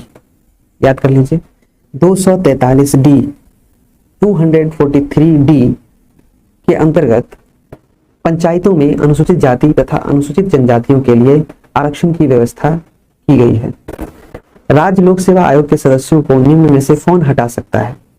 राज्य लोक सेवा आयोग के सदस्यों को निम्न में से सिर्फ राष्ट्रपति ही हटा सकते हैं। आपके मन में आ रहा होगा कि सर राज्य लोक सेवा आयोग राज्यपाल होना चाहिए, नहीं, राज्य लोक सेवा आयोग सिर्फ और सिर्फ नियुक्त कर सकते हैं, इसको हटा नहीं सकते। अगर हटाने की ही शक्ति राज्यपाल को हो जाए तो यहाँ तो मनमानी होने लगेगा। राज्य में मुख्यमंत्री होते हैं, कार्यपालिका में शक्तिशाली, क्योंकि राज्यपाल तो नाम मात्र के शासक हैं, मेन प्रधान तो मुख्यमंत्री होते हैं, तो वो तो डोमिनेट करने लगेंगे ना, राज्यपाल को के थ्रू डोमिनेट कर सकते हैं। इसीलिए राष्ट्रपति को हटाने का अधिकार दिया गया है ताकि राज्य लोक सेवा आयोग निष्पक्ष भाव से कार्य कर सके। ये बात और है कि कहीं कहीं समस्याएं उत्पन्न होती हैं, जैसे कि बीपीएससी पेपर लीक, स्वायत्त ढंग से काम नहीं करने देते लोग आयोग को। अगर आयोग को छोड़ दिया जाए, उनको पूरी स्वायत्तता दी जाए तो बहुत अच्छे से कार्य करें। कहीं ना कहीं दबाव है, तो इसका आंसर हो जाएगा राष्ट्रपति। हंसीएगा नहीं, मन ही मन मुस्कुराहट हो रही होगी, मुझे पता है, मेरी बातें ही ऐसी होती हैं। किस वर्ष उर्दू को बिहार का दूसरा राजभाषा घोषित किया गया? बहुत इंपॉर्टेंट क्वेश्चन है। यहाँ पूछ रहा है किस वर्ष उर्दू को बिहार का दूसरा राजभाषा घोषित किया गया है? वर्ष 1984 में, 1984 में उर्दू को द्वितीय भाषा का दर्जा दिया गया। बिहार में नमक सत्याग्रह की शुरुआत कहां से किया गया? बिहार में नमक सत्याग्रह की शुरुआत कहां से किया गया? एक जगह से किया जाता तो आंसर दे देते, लेकिन ये तो चंपारण से भी किया गया, सारण से भी किया गया, तो इसका आंसर हो जाएगा ई। किस क्षेत्र से राहुल सांकृत्यायन 1920 के असहयोग आंदोलन में सक्रिय थे? राहुल सांकृत्यायन 1920 में जो असहयोग आंदोलन हुआ था, वे किस क्षेत्र से सक्रिय थे? तो वे थे छपरा से। छपरा से राहुल सांकृत्यायन 1920 के असहयोग आंदोलन में सक्रिय थे। बिहार में किस जिला के लोगों ने चौकीदारी कर देना बंद कर दिया था? इससे पहले मिनट हुआ है ना इससे क्वेश्चन से, और मैंने बताया भी था। यहाँ पूछ रहा है बिहार में किस जिला के लोगों ने चौकीदारी कर देना बंद कर दिया? सारण, पटना, बेतिया, सिवान। यहाँ तो ऑप्शन ही गायब कर दिया, बेगूसराय को छांट दिया यहाँ से, इसलिए ऑप्शन ई हो जाएगा इसका आंसर। क्लियर? बिहार में द्वैध शासन प्रारंभ होने के बाद बिहार के गवर्नर कौन बने थे? जब बिहार में द्वैध शासन प्रारंभ हुआ था तो उस समय बिहार के गवर्नर कौन बने थे? तो बने थे डॉक्टर सत्येंद्र प्रसाद सिन्हा। सत्येंद्र प्रसाद सिन्हा बिहार में द्वैध शासन प्रारंभ होने के बाद बिहार के गवर्नर बने थे, सत्येंद्र प्रसाद सिन्हा। 1937 के बिहार विधानसभा चुनाव के फलस्वरूप सरकार गठन के समय बिहार के राज्यपाल थे। 1937 के बिहार विधानसभा चुनाव के फलस्वरूप सरकार गठन के समय बिहार के राज्यपाल कौन थे? तो वो थे M G Hallett. M G Hallett Bihar के राज्यपाल थे जिस समय 1937 का बिहार विधानसभा का चुनाव हुआ था। याद रखिए 1937 का जो प्रांतीय सरकार चुनकर आई थी उसके प्रथम प्रधानमंत्री थे मोहम्मद यूनुस। मोहम्मद यूनुस, और उस समय में मुख्यमंत्री को ही प्रधानमंत्री बोला जाता था। बिहार में व्यक्तिगत सत्याग्रह के दूसरे सत्याग्रही कौन थे? बिहार में व्यक्तिगत सत्याग्रह के दूसरे सत्याग्रही कौन थे? तो वह थे अनुग्रह नारायण सिंह। अनुग्रह नारायण सिंह दूसरे सत्याग्रही थे बिहार में व्यक्तिगत सत्याग्रह के। भारत छोड़ो आंदोलन के समय 11 अगस्त 1942 को पटना सचिवालय गोलीकांड में मरने वाले छात्रों की संख्या कितनी थी? 11 अगस्त 1942 को पटना में सचिवालय गोलीकांड हुआ था जिसमें कितने छात्र मारे गए थे? 7 छात्रों की मृत्यु हो गई थी 11 अगस्त 1942 के पटना सचिवालय गोलीकांड में। 7 इसका करेक्ट आंसर है। किस आंदोलन के समय बिहार में आजाद दस्ता सक्रिय रहा? तो यह भारत छोड़ो आंदोलन के समय में बिहार में आजाद दस्ता सक्रिय रहा था। 33 का डी। भारत छोड़ो आंदोलन के समय बिहार में आजाद दस्ता सक्रिय था। निम्न में से किसने बिहार छात्र परिषद का गठन किया था? बिहार छात्र परिषद का गठन डॉक्टर राजेंद्र प्रसाद के द्वारा किया गया था बिहार में। डॉक्टर राजेंद्र प्रसाद जी के द्वारा बिहार छात्र परिषद का गठन किया गया था। गौ हत्या रोकने के लिए बिहार में गौरक्षणी सभा की स्थापना हुई। ये कब हुई थी? ये हुई थी 1893 ईस्वी। वर्ष 1893 ईस्वी में गौ हत्या को रोकने के लिए बिहार में गौरक्षणी सभा की स्थापना हुई। गौ हत्या को रोकने के लिए बिहार में गौरक्षणी सभा की स्थापना हुई 1893 ईस्वी में। बिहार में नोनिया विद्रोह कब हुआ? नोनिया विद्रोह कब हुआ? नोनिया जाति है बिहार की जो नमक, सोडा ये सब बनाती थी, उनके लिए काम करते थे। इनका शोषण काफी हुआ था तो इन्होंने 1770 से 1800 के बीच में विद्रोह किया था। बिहार में नोनिया विद्रोह 1770 से 1800 ईस्वी तक हुआ था। निम्न में से कौन सा क्षेत्र फ्रांसीसी व्यापारियों का व्यापारिक केंद्र था? निम्न में से कौन सा क्षेत्र फ्रांसीसी व्यापारियों का व्यापारिक केंद्र था? तो फ्रांसीसी व्यापारियों का जो व्यापारिक केंद्र था वो चंद्रनगर था। चंद्रनगर फ्रांसीसी व्यापारियों का व्यापारिक केंद्र था। यहाँ बिहार नहीं लिखा हुआ है, देख लीजिए। आप सोचने लगेगा पटना गया, भागलपुर, अभी बिहार पढ़ा रहे थे, बीच में डाल दिए क्वेश्चन। चंद्रनगर फ्रांसीसी व्यापारियों का व्यापारिक केंद्र था। किसके सूबेदारी काल में अंग्रेज यात्री बर्नियर पटना आया था? बिहार का कौन सा सूबेदार था जिसके काल में बर्नियर पटना आया हुआ था? पटना आया है ना, यहाँ बिहार की बात हो रही है। अंग्रेज यात्री था बर्नियर, और किसके काल में आया था? दाऊद खां के काल में। ये सूबेदार था दाऊद खां बिहार का, जिस समय बर्नियर पटना आए थे। ये अंग्रेज यात्री थे बर्नियर, दाऊद खां सूबेदार था उस समय बिहार का। निम्न में से कौन शेर शाह का उत्तराधिकारी बना था? निम्न में से कौन शेर शाह का उत्तराधिकारी बना था? तो वो बना था इस्लाम शाह। इस्लाम शाह शेर शाह का उत्तराधिकारी बना था। शेर शाह सूरी है ना, उसका उत्तराधिकारी इस्लाम शाह बना था। 8वीं शताब्दी के मध्य मौखरी वंशीय शासन की समाप्ति के बाद किस वंशीय शासक की नींव बिहार में पड़ी? ये 8वीं सदी की बात हो रही है। 8वीं शताब्दी में मौखरी वंशीय शासन समाप्त हो गया था, और उसके बाद कौन सा वंश का शासक यहाँ पर अपना नींव पड़ा था? उसका वो था पाल वंश। 8वीं शताब्दी के मध्य जब मौखरी वंशीय शासन की समाप्ति हुई थी तो पाल वंश का नींव बिहार में पड़ा था। क्वेश्चन नंबर 41, बंगाल के किस शासक के समय सिकंदर लोदी ने बंगाल एवं मुंगेर दोनों के बीच सीमा रेखा का निर्धारण किया? तो यहां पर पूछ रहा है सिकंदर लोदी ने बंगाल एवं मुंगेर दोनों पर, यानी दोनों की सीमा रेखा का निर्धारण किया था। वो बंगाल का शासक था और वो था अलाउद्दीन हुसैन शाह। अलाउद्दीन हुसैन शाह, अलाउद्दीन हुसैन शाह ने बंगाल के शासक थे वे, और उनके समय सिकंदर लोदी ने बंगाल एवं मुंगेर दोनों की सीमा रेखा का निर्धारण किया था। बंगाल एवं मुंगेर के बीच सीमा रेखा का निर्धारण सिकंदर लोदी ने किया था और बंगाल का शासक उस समय था अलाउद्दीन हुसैन शाह। निम्नलिखित में से किस स्थान पर बख्तियार खिलजी के शव को दफनाया गया? जब बख्तियार खिलजी की मृत्यु हुई तो उसके शव को कहां दफनाया गया? तो उनके शव को दफनाया गया था बिहार शरीफ में। बिहार शरीफ नालंदा में है और इन्होंने नालंदा विश्वविद्यालय का नाश कर दिया था। बख्तियार खिलजी ध्वस्त करने वाला है बख्तियार खिलजी नालंदा विश्वविद्यालय, और वहीं मर भी गया, वहीं पे इसको दफनाया भी गया है बिहार शरीफ में। निम्न में से किस शासक के शासनकाल में चतुर्थ बौद्ध संगति का आयोजन किया गया था? हमने बौद्ध संगति बता दिया है वीडियो में ही। निम्न में से किस शासक के शासनकाल में चतुर्थ बौद्ध संगति का आयोजन किया गया? और चतुर्थ बौद्ध संगति हुई थी कुंडलग्राम, कुंडलग्राम में तो महावीर का जन्म हुआ था। कुंडलवन ये कश्मीर में है, कनिष्क शासक हैं, उनके शासनकाल में चतुर्थ बौद्ध संगति हुआ था। कनिष्क इसका करेक्ट आंसर हो जाएगा। कर्नाट शासकों में कौन एक महान समाज सुधारक था? कर्नाट शासकों में कौन एक महान समाज सुधारक था? तो वो था हरि सिंह देव। हरि सिंह देव कर्नाट वंश के सबसे प्रतापी शासक थे। इन्होंने रजिस्टर प्रबंधन प्रणाली को लाने वाले हरि सिंह देव ही थे।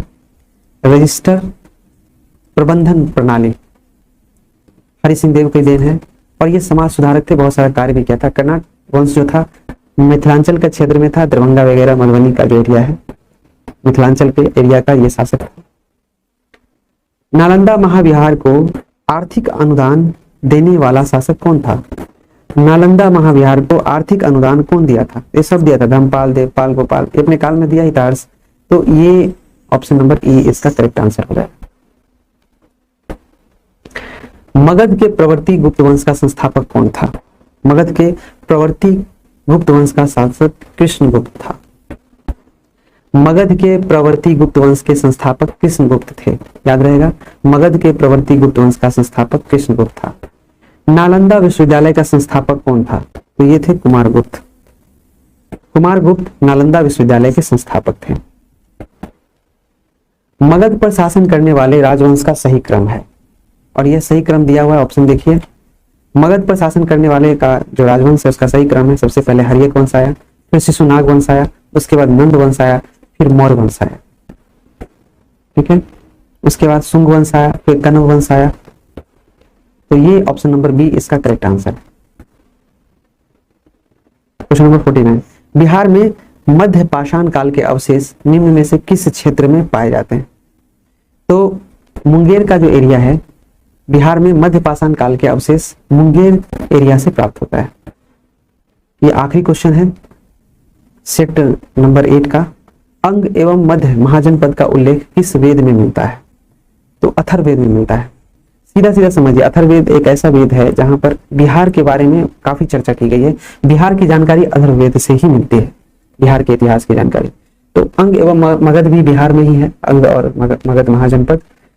तो इसका उल्लेख अथर्ववेद में स्वाभाविकता होगा, तो करेक्ट आंसर है अथर्ववेद। सेट 9,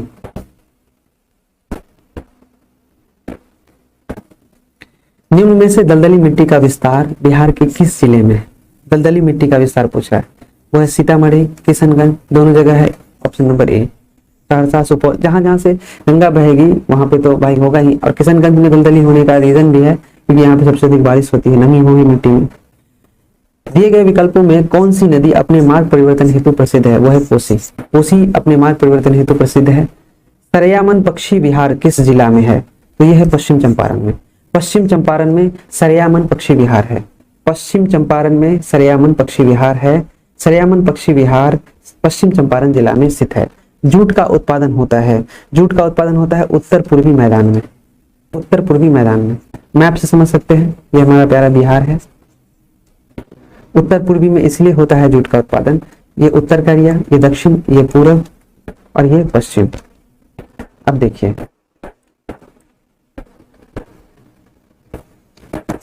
उत्तर, दक्षिण, पूर्व, पश्चिम है। अब जूट जो होता है पश्चिम बंगाल में अधिक होता है, पूर्णिया में भी होता है।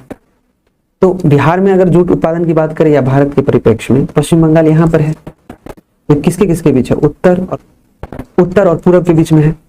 ये पूरब है ना, इसको पूरब बोलते हैं। तो उत्तर पूर्वी मैदान हो जाएगा। जूट उत्पादन सबसे अधिक कहाँ होता है? उत्तर पूर्वी मैदान में होता है। बरौनी स्थित तेल शोधक कारखाना किस महारत्न कंपनी की इकाई है? तो IOCL की है, इंडियन ऑयल कॉर्पोरेशन की महारत्न कंपनी है। बिहार के किस जिले में रेशमी वस्त्र उद्योग का सर्वाधिक विकास हुआ है? रेशमी वस्त्र उद्योग भागलपुर में होता है इसका कार्य, तो इसका आंसर हो जाएगा भागलपुर। भागलपुर बिहार का जिला है जहां पर रेशमी वस्त्र उद्योग का सर्वाधिक विकास हुआ है। 2011 के जनगणना के अनुसार बिहार में दशकीय वृद्धि 2001 से 2011 तक जनसंख्या वृद्धि दर क्या है? दशकीय जनसंख्या वृद्धि दर पूछ रहा है, तो यह है 25.4। 25.4 बिहार में दशकीय वृद्धि है 1 से 11 के बीच की। ये 2011 की जनगणना के अनुसार डेटा है। बिहार राज्य चीनी निगम की स्थापना किस वर्ष हुई थी? और बिहार राज्य चीनी निगम की स्थापना हुई थी 1974 में। वर्ष 1974 ईस्वी में बिहार राज्य चीनी निगम की स्थापना हुई थी। 1974 याद रखना है, वर्ष 1974 बिहार राज्य चीनी निगम की स्थापना हुई थी। 2011 के जनगणना के अनुसार बिहार का सर्वाधिक लिंगानुपात वाला जिला कौन सा है? सर्वाधिक लिंगानुपात गोपालगंज, न्यूनतम मुंगेर। 876 है, 876, 678। तो लिंगानुपात 876। गोपालगंज का कितना है? 1021। ओके। 2011 के जनगणना के अनुसार बिहार का सर्वाधिक लिंगानुपात वाला जिला गोपालगंज है, जहां पर लिंगानुपात 10:21 है, यानी कि 1000 पुरुषों पर 1021 महिलाएं। मुंगेर में न्यूनतम है, यानी कि 1000 पुरुषों पर 876 महिलाएं। न्यूनतम पूछेगा मुंगेर, सर्वाधिक पूछेगा गोपालगंज। निम्न में से कौन सी नदी बिहार तथा पश्चिम बंगाल के मध्य सीमा रेखा का निर्धारण करती है, सीमा बनाती है? ये हो जाएगी महानंदा। महानंदा उड़ीसा की नदी है जो कि बंगाल, पश्चिम बंगाल और बिहार में के बीच जो होती है सीमा बनाती है। श्रृंगार ऋषि कुंड स्थित है। श्रृंगार ऋषि कुंड कहाँ स्थित है? मुंगेर में। श्रृंगार ऋषि कुंड कहाँ स्थित है? मुंगेर में। मुंगेर में श्रृंगार ऋषि कुंड स्थित है। निम्न में से कौन सी परियोजना बिहार की सबसे प्राचीन नहर परियोजना है? सबसे प्राचीन नहर परियोजना पूछ रहा है बिहार की, तो वो है सोन परियोजना। करेक्ट है, सोन परियोजना। बिहार में सोन परियोजना सबसे प्राचीन नहर परियोजना है। सोन परियोजना सबसे प्राचीन नहर परियोजना। यहाँ पर कूट के माध्यम से आंसर चूज करना है। यहाँ पे दिया हुआ है निम्नलिखित नदियां एवं उसके गंगा के साथ संगम स्थल का सही चयन करें। देखिए पुनपुन है, कोसी है, गंडक है, कर्मनाशा है नदी। यहाँ पे संगम स्थल है पहलेजा घाट चौसा के लिए, कुरुसेला, फतुहा। यहाँ पुनपुन नदी है, ये संगम स्थल है फतुहा के पास, पढ़े हैं हम लोग, ये पटना के पास है फतुहा। कोसी जो संगम स्थल है कुरुसेला के पास। गंडक पहलेजा घाट में संगम स्थल है, और कर्मनाशा चौसा बक्सर में इसका संगम स्थल है। तो एक का डी यहाँ है, 2 का सी, ठीक है, 3 का ए, 4 का बी, सी आंसर हो जाएगा इसका। जौ के उत्पादन में अग्रणी जिला, यानी कि सबसे आगे जिला जो सबसे अधिक जौ उत्पादन करती है कौन सा है? वो है पश्चिम चंपारण। पश्चिम चंपारण में सबसे अधिक जौ उत्पादन होता है। बिहार कृषि प्रबंधन एवं प्रसार प्रशिक्षण संस्थान कहाँ स्थित है? यहाँ पूछ रहा है कृषि प्रबंधन और प्रसार, ये है पटना में। कृषि प्रबंधन एवं प्रसार प्रशिक्षण संस्थान है पटना में। मैं हमेशा कंफ्यूज हो जाता था भागलपुर में, और भागलपुर मार दिया करता था, जो कि गलत है। हमेशा आंसर होगा इसका पटना। बिहार कृषि प्रबंधन एवं प्रसार प्रशिक्षण संस्थान पटना में है। 2011 की जनगणना के अनुसार बिहार का लिंगानुपात है, बिहार का लिंगानुपात 918 है। यहाँ पे शिशु लिंगानुपात अगर 0 से 6 वर्ष की आयु के बच्चों का पूछेगा तो 935 हो जाएगा। तो हमारा करेक्ट आंसर हो जाएगा 918 लिंगानुपात। बिहार के अधिकांश क्षेत्रों में कौन सी मिट्टी पाई जाती है? बिहार के अधिकांश क्षेत्रों में भाई नदी है, तो नदी ही नदी है बिहार में, और गंगा तो बिहार के बीचों बीच से गुजरती है, तो स्वाभाविक है कि जलोढ़ मिट्टी होगी यहाँ पे। तो बिहार के अधिकांश क्षेत्रों में जलोढ़ मिट्टी पाई जाती है। बिहार में पंचायती राज व्यवस्था है, 1 स्तरीय, 2 स्तरीय, त्रिस्तरीय है। बिहार में पंचायती राज व्यवस्था है त्रिस्तरीय। पंचायत चुनाव कराने का निर्णय किसके द्वारा लिया जाता है? पंचायत चुनाव कराने का निर्णय लिया जाता है राज्य सरकार द्वारा। राज्य सरकार पंचायत चुनाव कराती है। विधान परिषद के कितने सदस्य प्रत्येक 2 वर्षों के बाद सेवानिवृत्त हो जाते हैं? यहाँ पर पूछ रहा है विधान परिषद के सदस्य और कितने सदस्य 2 वर्ष के बाद सेवानिवृत्त हो जाते हैं, रिटायर हो जाते हैं, तो वो है 1/3। 1/3 सदस्य जो विधान परिषद के सदस्य हैं वो 2 वर्ष के बाद सेवानिवृत्त हो जाते हैं, 1/3। निम्नलिखित में से कौन राज्यपाल को शपथ दिलाता है? भाई राज्यपाल को शपथ दिलाएगा राज्य उच्च न्यायालय के मुख्य न्यायाधीश। राज्य उच्च न्यायालय के मुख्य न्यायाधीश राज्यपाल महोदय को शपथ दिलाते हैं। विधानसभाओं की संरचना का उल्लेख संविधान के किस अनुच्छेद में किया गया है? विधानसभा का जो संरचना होगा वो संविधान के किस अनुच्छेद में किया गया है? वो है अनुच्छेद 170। ये 370 से कंफ्यूज मत होइएगा, ये जम्मू कश्मीर से जो विशेष वहां पे था, विशेष दर्जा जो था जम्मू कश्मीर को मिला हुआ धारा 370 के तहत, वो उसके द्वारा हटा दिया गया। ये 170 की बात हो रही है यहाँ पे। 170 है विधानसभाओं की संरचना से संबंधित, जो कि संविधान का अनुच्छेद है 170, जहां पर वर्णन किया गया है, चर्चा किया गया है कि विधानसभा का संरचना किया जाए, विधानसभा का कैसा स्ट्रक्चर होगा। क्लियर है? मुख्यमंत्री के सलाह पर राज्य के मंत्रियों की नियुक्ति कौन करता है? मुख्यमंत्री के सलाह पर राज्य के मंत्रियों की नियुक्ति राज्यपाल करते हैं, राज्यपाल महोदय महामहिम। बिहार लोक सेवा आयोग का गठन किस वर्ष किया गया था? अगर आप बिहार लोक सेवा आयोग की तैयारी करते हैं तो इस क्वेश्चन का आंसर आपको देना चाहिए, अगर नहीं देते हैं तो लानत है। ठीक है, इस क्वेश्चन का आंसर हम लास्ट में बताएंगे आपको। अगर आप सच्चे बीपीएससी के अभ्यर्थी हैं तो मुझे कमेंट बॉक्स में इसका उत्तर दीजिए, और इस मुझे याद रहेगा इस क्वेश्चन का आंसर मैं लास्ट में दूंगा। ओके, बिहार लोक सेवा आयोग का गठन किस वर्ष किया गया था? क्वेश्चन है, सबको पता होना चाहिए जो बीपीएससी की तैयारी करता है। बिहार के पहले दलित मुख्यमंत्री कौन थे? भोला शास्त्री पासवान। भोला शास्त्री पासवान बिहार के पहले दलित मुख्यमंत्री थे। पटना में नमक कानून किस स्थान पर भंग हुआ? नखास पिंड में। नखास पिंड में जो है पटना में नमक कानून, नखास पिंड एक जगह है, वहां पर भंग किया गया था। पटना में नमक कानून नखास पिंड स्थान पर भंग किया गया था। भागलपुर में 1866 में ब्रह्म समाज की शाखा को किसने स्थापित किया था? भागलपुर में 1866 में ब्रह्म समाज की शाखा खोली गई थी और इसका स्थापना किसने किया था? तो किया था डॉक्टर कृष्ण नंदन घोष ने। डॉक्टर कृष्ण नंदन घोष ने भागलपुर में 1866 में ब्रह्म समाज की शाखा का स्थापना किया था। बिहार में महत्वपूर्ण संत मखदूम शरफुद्दीन याह्या मनेरी किस सिलसिले से संबंधित थे? देखिए ये क्वेश्चन बीपीएससी एएओ में पूछा गया है। मैं बार बार इसलिए कह रहा हूं ना क्योंकि एएओ का क्वेश्चन मैंने बढ़िया से देखा है, और मुझे बिहार के क्वेश्चंस जब भी वो आता है ना तो माइंड में तुरंत क्लिक कर जाता है। तो ये फिरदौसी संप्रदाय से संबंधित है। फिरदौसी संप्रदाय इसका आंसर होगा। मखदूम जो संत है, संत मखदूम शरफुद्दीन याह्या मनेरी, ये फिरदौसी सिलसिले से संबंधित है। किस मुगल शासक ने राजकुमार अजीम को बिहार का सूबेदार नियुक्त किया था? राजकुमार अजीम को बिहार का सूबेदार नियुक्त किया था औरंगजेब ने। औरंगजेब ने अजीम को बिहार का सूबेदार नियुक्त किया था। गया में आयोजित द्वितीय बिहार प्रांतीय किसान सम्मेलन की अध्यक्षता किसने की थी? गया में द्वितीय बिहार प्रांतीय किसान सम्मेलन का आयोजन हुआ था और इसकी अध्यक्षता की थी पुरुषोत्तम दास टंडन ने। पुरुषोत्तम दास टंडन ने गया में आयोजित द्वितीय बिहार प्रांतीय किसान सम्मेलन की अध्यक्षता की थी। बिहार में सदाकत आश्रम की स्थापना किसने की थी? बिहार में सदाकत आश्रम की स्थापना की थी मजहरुल हक ने। मजहरुल हक ने बिहार में सदाकत आश्रम की स्थापना की थी। बख्तियार खिलजी के आक्रमण के समय सेन वंशीय शासक था। सेन वंशीय शासक कौन था बख्तियार खिलजी के आक्रमण के समय? तो वो थे लक्ष्मण सेन। लक्ष्मण सेन बख्तियार खिलजी के आक्रमण के समय सेन वंशीय शासक थे लक्ष्मण सेन। किस काल में बिहार पर दिल्ली सल्तनत के सुल्तानों का निर्णायक वर्चस्व स्थापित हुआ? किस काल में बिहार पर दिल्ली सल्तनत के सुल्तानों का निर्णायक वर्चस्व स्थापित हुआ था?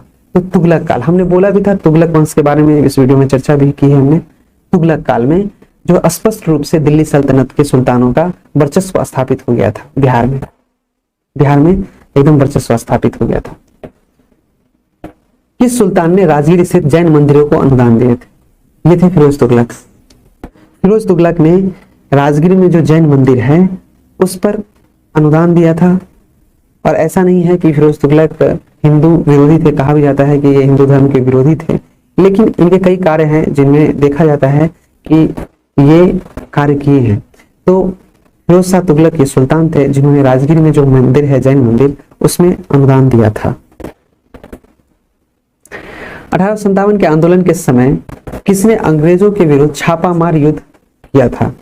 1857 के आंदोलन के दौरान किसने अंग्रेजों के विरुद्ध छापामार युद्ध प्रारंभ किया था? तो वे थे अमर सिंह, कुंवर सिंह के भाई अमर सिंह। छापामार युद्ध इन्होंने ही किया था 1857 के आंदोलन में अंग्रेजों के विरुद्ध। सेन वंश के किस शासक ने कर्नाट वंश के शासक नान्यदेव को पराजित किया था?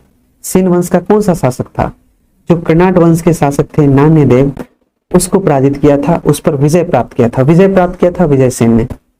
सेन वंश के शासक थे विजय सेन और विजय प्राप्त कर लिया था कर्नाट वंश पे। 36 का ये।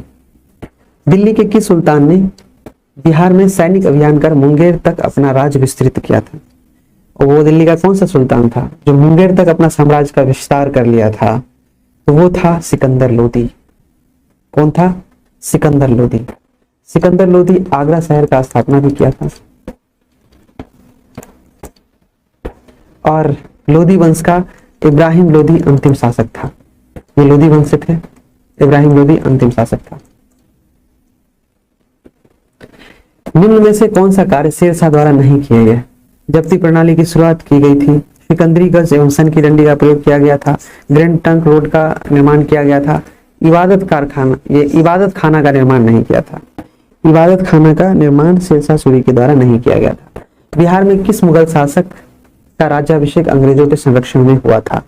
भैया अंग्रेजों को बहुत सारा सुविधा दिया था शाह आलम द्वितीय ने। बंगाल, बिहार, उड़ीसा की दीवानी दे दी थी, कर वसूलने का अधिकार दे दिया था, तो क्यों नहीं दामाद की तरह मानेगा इसको? हालांकि बाद में इसके साथ भी गद्दारी ही करता है और अंग्रेज।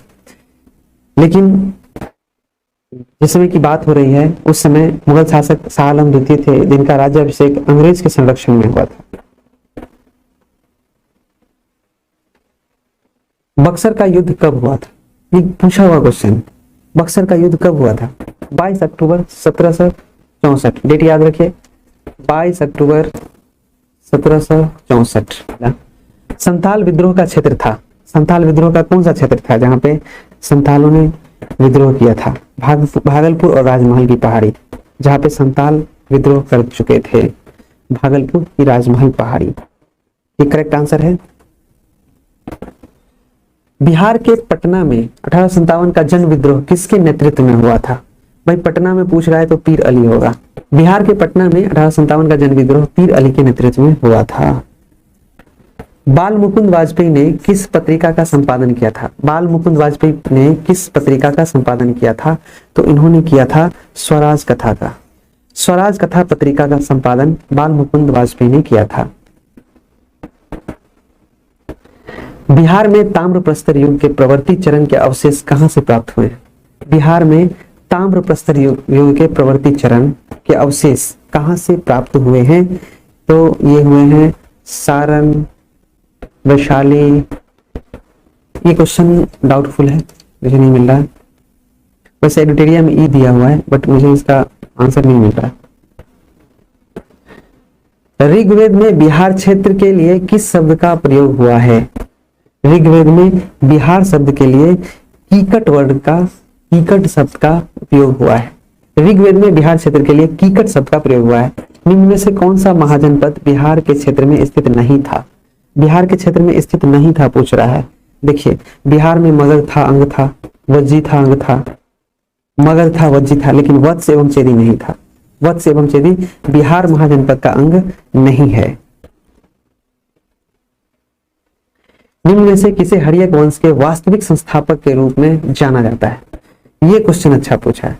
वास्तविक संस्थापक पूछा है यहाँ पे हर्यक वंश का, तो वो था बिंबिसार।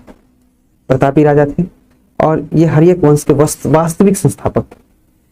महात्मा बुद्ध के मृत्यु के पश्चात प्रथम बौद्ध संगति का आयोजन किस शासक के काल में हुआ था? तो वो शासक था अजातशत्रु।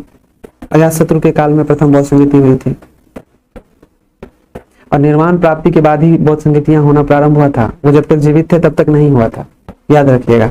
और आपको कंफ्यूज करने के लिए दे दिया है महात्मा बुद्ध के मृत्यु के पश्चात। मृत्यु की जगह निर्वाण भी लिख सकते थे, वो नहीं लिखा है। ये बीपीएससी है, खेला कर देता है। चंद्रगुप्त मौर्य के दरबार में मेगास्थनीज को भेजने वाला शासक था सेल्यूकस निकेटर।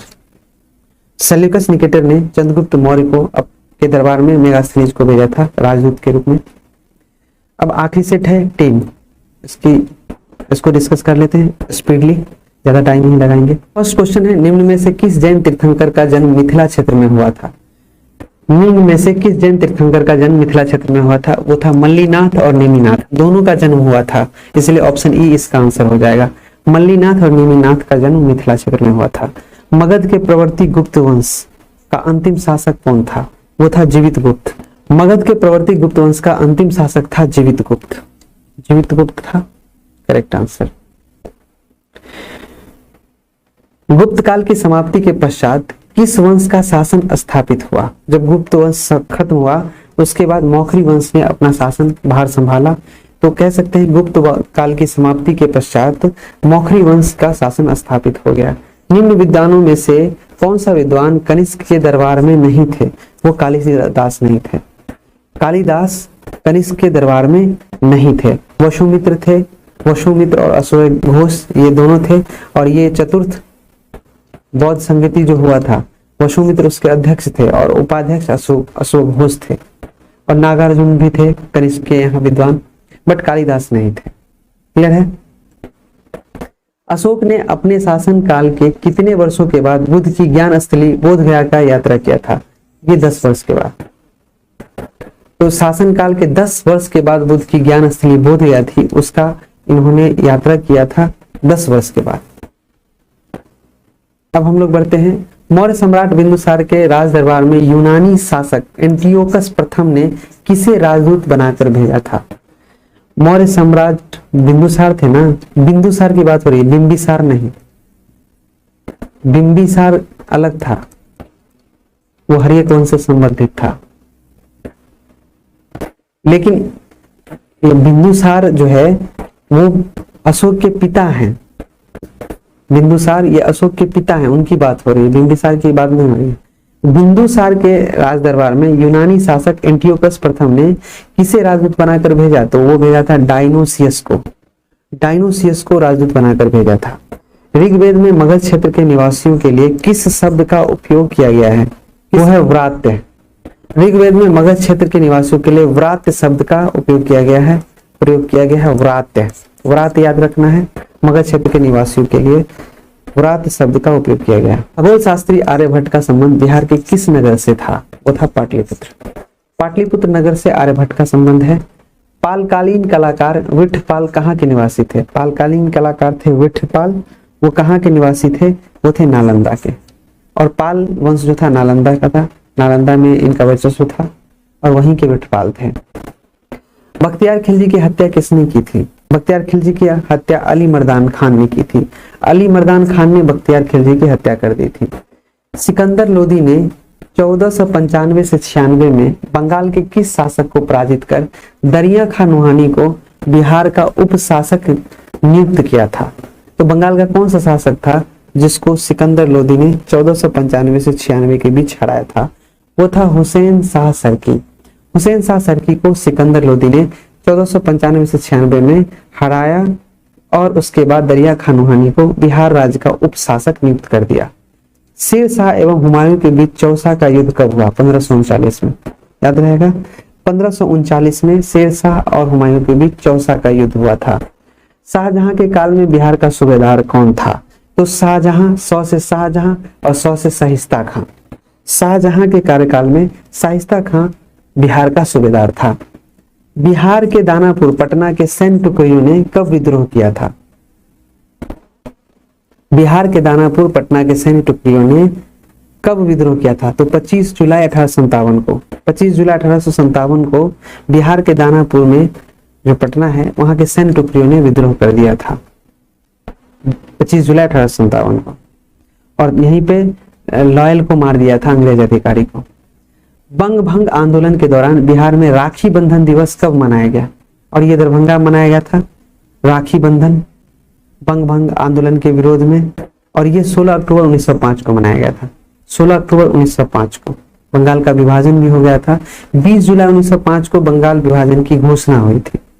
याद रखिएगा। ये क्वेश्चन भी पूछा है बीपीएससी में कि बंगाल विभाजन की घोषणा कब हुई थी, और लड़का लोग मार दिया 16 अक्टूबर 1905 को, मार दिया 20 जुलाई 1905। 20 जुलाई 1905 को घोषणा हुई थी, लेकिन अगर पूछ देगा कि बंगाल विभाजन कब हुआ था, तब हो जाएगा 16 अक्टूबर 1905। कितना अनुभव वाला बात बता रहा हूं मैं। ब्रिटिश शासन के दौरान बिहार को एक अलग प्रांत का दर्जा किस वर्ष प्राप्त हुआ, तो ये हुआ 1912 में बिहार को एक अलग राज्य का दर्जा प्राप्त हुआ। बिहार के किस उपनवाब को अफगानों ने हत्या कर दी, बिहार के किस उपनवाब की अफगानों ने हत्या कर दी थी, तो ये नवाब थे जैनुद्दीन हैबत जंग, बिहार के उपनवाब थे और इनका हत्या अफगानों ने कर दी थी। जैनुद्दीन हैबत जंग, जैनुद्दीन हैबत जंग की हत्या अफगानों ने की थी। शेर खां के पिता हसन खां जागीरदार थे, मैंने बोला था सासाराम के जागीरदार थे, लेकिन ये थे अफगानी। ऑप्शन नंबर डी 18 का, शेर खां के पिता सासाराम के जागीरदार थे। पटना में 1857 के विद्रोह का प्रारंभ किसके नेतृत्व में हुआ था, तो ये हुआ था पीर अली के नेतृत्व में। पीर अली के नेतृत्व में पटना में 1857 के विद्रोह का नेतृत्व किया गया था। कोल विद्रोह कब हुआ, कोल विद्रोह हुआ था 1831 से 32 में। कोल विद्रोह 1831 से 32 में हुआ था। 1831 से 32 में कोल विद्रोह हुआ था। राजकुमार शुक्ल ने महात्मा गांधी से चंपारण आने का अनुरोध कांग्रेस के किस अधिवेशन में किया था, वो था लखनऊ अधिवेशन 1916। लखनऊ अधिवेशन में राजकुमार शुक्ल ने महात्मा गांधी से चंपारण आने की सिफारिश की थी। ब्रिटिश यात्री बर्नियर बिहार किस मुगल शासक के समय में आया था, ये क्वेश्चन शायद हम इससे भेंट मुलाकात हो रखा है। ये है औरंगजेब। औरंगजेब जो मुगल शासक था उसके शासन काल में बर्नियर था ब्रिटिश यात्री, वो आया था बिहार। मुगल शासक फर्रुखसियर का राज्याभिषेक पटना में कब किया गया था, 1713 ईस्वी में। 1713 ईस्वी में मुगल शासक फर्रुखसियर का राज्याभिषेक पटना में किया गया था। भारत में वहाबी आंदोलन के प्रवर्तक सैयद अहमद पटना कब आए थे, भारत में वहाबी आंदोलन के प्रवर्तक सैयद अहमद पटना कब आए थे। ये वहाबी आंदोलन के प्रवर्तक थे और ये पटना कब आए थे, तो ये आए थे 1821 में। 1821 में वहाबी आंदोलन के प्रवर्तक सैयद अहमद पटना आए थे 1821। निम्न में से किस व्यक्ति ने बिहार में खिलाफत आंदोलन का समर्थन किया था, सबने किया था, राजेंद्र प्रसाद, बख्तियार, मजरूल हक, मौलाना। ये ई आंसर हो जाएगा इसका, ई। इस टाइप के क्वेश्चन कौन भाई विरोध करेगा। संविधान के किस अनुच्छेद में पंचायतों की संरचना का उल्लेख है, पंचायत के स्ट्रक्चर की बात कर रही है। पंचायतों की संरचना का उल्लेख संविधान के किस अनुच्छेद में है, तो वह है अनुच्छेद 243C। अनुच्छेद 243C में पंचायतों की संरचना का उल्लेख है। ग्राम सभा के गठन हेतु गांव की न्यूनतम जनसंख्या कितनी होनी चाहिए, 250 होनी चाहिए। किसी पंचायत समिति में कितने अस्थायी समिति होते हैं, पंचायत समिति में कितने अस्थायी समिति होते हैं, तो वो होते हैं 7 होते हैं अस्थायी समिति पंचायत समिति में। सामुदायिक विकास कार्यक्रम की शुरुआत किस वर्ष हुई थी, सामुदायिक विकास कार्यक्रम की शुरुआत किस वर्ष हुई थी, 1952 में। 1952 में सामुदायिक विकास कार्यक्रम की शुरुआत हुई थी। भारत सरकार अधिनियम 1919 के प्रावधानों के तहत बिहार उड़ीसा प्रांत के प्रथम गवर्नर कौन बने थे, बिहार उड़ीसा प्रांत के प्रथम गवर्नर की बात हो रही है और ये कौन बने थे, तो ये बने थे सत्येंद्र प्रसाद सिन्हा। सत्येंद्र प्रसाद सिन्हा भारत सरकार अधिनियम 1919 के प्रावधानों के तहत बिहार और उड़ीसा प्रांत के प्रथम गवर्नर बने थे। संविधान का कौन सा अनुच्छेद राज्यपाल की शपथ से संबंधित है, वह है 159 159 अनुच्छेद 159 के तहत राज्यपाल को शपथ दिलाई जाती है, यह संविधान में वर्णन है। राज्यपाल द्वारा जारी अध्यादेश विधानसभा के सत्र प्रारंभ होने के कितने दिनों के भीतर स्वीकार करना अनिवार्य है, 6 सप्ताह। 6 सप्ताह के अंतर्गत राज्यपाल द्वारा जारी अध्यादेश विधानसभा के सत्र प्रारंभ होने के 6 सप्ताह के भीतर ही स्वीकार करना अनिवार्य है। किसी विधानसभा में सदस्यों की अधिकतम संख्या कितनी हो सकती है, तो किसी भी विधानसभा में 500 हो सकती है, लोकसभा में 550। 500 विधानसभा में अधिकतम संख्या हो सकती है सदस्यों की। सर्वोच्च न्यायालय के मुख्य न्यायाधीश बनने वाले बिहार के प्रथम न्यायाधीश कौन थे, बिहार के प्रथम न्यायाधीश जो सर्वोच्च न्यायालय के मुख्य न्यायाधीश बने थे वो थे भुवनेश्वर प्रसाद सिन्हा। भुवनेश्वर प्रसाद सिन्हा बिहार के प्रथम न्यायाधीश थे जो सर्वोच्च न्यायालय के मुख्य न्यायाधीश भी बने। बिहार लोक सेवा आयोग में अध्यक्ष सहित कुल कितने सदस्यों की संख्या होती है? वे 6 होती है। 6 अध्यक्ष को लेकर के कुल सदस्यों की संख्या 6 होती है। एक अध्यक्ष और 5 सदस्य। 6 राष्ट्रीय मानवाधिकार संरक्षण अधिनियम, राष्ट्रीय मानव अधिकार संरक्षण अधिनियम को किस वर्ष पारित किया गया था? यह पारित किया गया था 1993 में। 1993 में, वर्ष 1993 में राष्ट्रीय मानवाधिकार संरक्षण अधिनियम पारित हुआ। वर्ष 1993 में राष्ट्रीय मानव अधिकार संरक्षण अधिनियम पारित हुआ। निम्नलिखित में से बिहार के पहले लोकायुक्त कौन बने? बिहार के पहले लोकायुक्त बने थे श्रीधर वासुदेव सोहनी। शाहनी होगा ये, श्रीधर वासुदेव साहनी, बिहार के पहले लोकायुक्त। बिहार का राजकीय चिन्ह है बोधि वृक्ष, 2 स्वास्तिक के बीच है। सर्वाधिक अनुसूचित जनजाति प्रतिशत वाला जिला पश्चिम चंपारण। पश्चिम चंपारण है ये। सर्वाधिक अनुसूचित जनजाति प्रतिशत वाला जिला है पश्चिम चंपारण। जनगणना 2011 के अनुसार 1000 से अधिक लिंगानुपात वाले जिलों की संख्या बिहार में कितनी? वो 1 है। एक ही है गोपालगंज, जहां पे 1021 है। प्लाईवुड उद्योग के लिए बिहार का कौन सा जिला सर्वाधिक प्रसिद्ध है? वो है वैशाली। वैशाली काफी प्रसिद्ध है प्लाईवुड के लिए। बिहार में सर्वाधिक वर्षा किस क्षेत्र में होती है? किस क्षेत्र में होती है? उत्तर पूर्व क्षेत्र में होगी। उत्तर पूर्व क्षेत्र में। मैप से बताना पड़ेगा। ये बिहार का मैप बन नहीं रहा है, हम बता रहे हैं बार बार। उत्तर, पश्चिम, पूरब, पश्चिम। पूरब में है किशनगंज, है ना, उत्तर और पूरब के बीच में है किशनगंज, इसीलिए उत्तर पूर्व। किशनगंज में सबसे अधिक वर्षा होती है, इसीलिए उत्तर पूर्व क्षेत्र। मुख्यमंत्री नीतीश कुमार ने हर घर बिजली योजना की शुरुआत कब की थी? तो इन्होंने की थी 25 सितंबर 2017 को। 25 सितंबर 2017 को बिहार में हर घर बिजली योजना की शुरुआत की गई थी। कहलगांव जल विद्युत परियोजना किसके सहयोग से स्थापित किया गया था? ये कहलगांव जल विद्युत परियोजना एनटीपीसी के द्वारा स्थापित किया गया था। नेशनल थर्मल पावर कॉर्पोरेशन है एनटीपीसी। प्रसिद्ध नानक जलकुंड स्थित है। प्रसिद्ध नानक जलकुंड है राजगीर में। प्रसिद्ध नानक जलकुंड स्थित है राजगीर में। परमान डॉल्फिन अभयारण्य स्थित है। परमान डॉल्फिन अभयारण्य अररिया में स्थित है। परमान डॉल्फिन अभयारण्य कहाँ स्थित है? अररिया में। अररिया में परमान डॉल्फिन अभयारण्य स्थित है। कृषि रोडमैप 3 की शुरुआत, कृषि रोडमैप 3 की कार्य अवधि है। कृषि रोडमैप 3 की कार्य अवधि है 2017 से 22। 2017 से 22। दिए गए विकल्पों में कौन सा जिला पश्चिम बंगाल के साथ सीमा साझा नहीं करता है? पूर्णिया करता है पश्चिम बंगाल के साथ सीमा, कटिहार भी करता है, किशनगंज भी करता है, भागलपुर नहीं करता है। भागलपुर हो जाएगा आंसर। हिमालय के तराई क्षेत्रों में कौन सी चट्टान पाई जाती है? टर्शियरी। हिमालय की तराई क्षेत्रों में टर्शियरी चट्टानें पाई जाती है। बिहार में पुरानी जलोढ़ मिट्टी का विस्तार है। पुरानी जलोढ़ मिट्टी पूछ रहा है तो गया होगा ही। गया, गया वाला देख लीजिए कौन कौन है। इसमें नहीं है, काट लीजिए। यहाँ भी नहीं है, काट दीजिए। यहाँ भी नहीं है, यही हो जाएगा। भागलपुर, मुंगेर, पटना, गया, Rohtas. Option number A correct answer. Bhagalpur, Munger, Patna, गया, रोहतास। अब फ्रेंड्स यहाँ पे हम लोग 10 तक कर चुके हैं। नेक्स्ट है 11 से, वो नेक्स्ट कल करेंगे। थैंक यू अभी तक पूरा वीडियो देखने के लिए। मिलते हैं नए वीडियो में। अगर आप हमारे चैनल पे नए हैं तो प्लीज हमारा चैनल सब्सक्राइब कर लीजिए। इसी में अच्छा स्कोर करें आप, आपका पीटी हो जाए। इसके लिए हम भगवान से दुआ करते हैं। हमारी शुभकामनाएं हैं। बाय।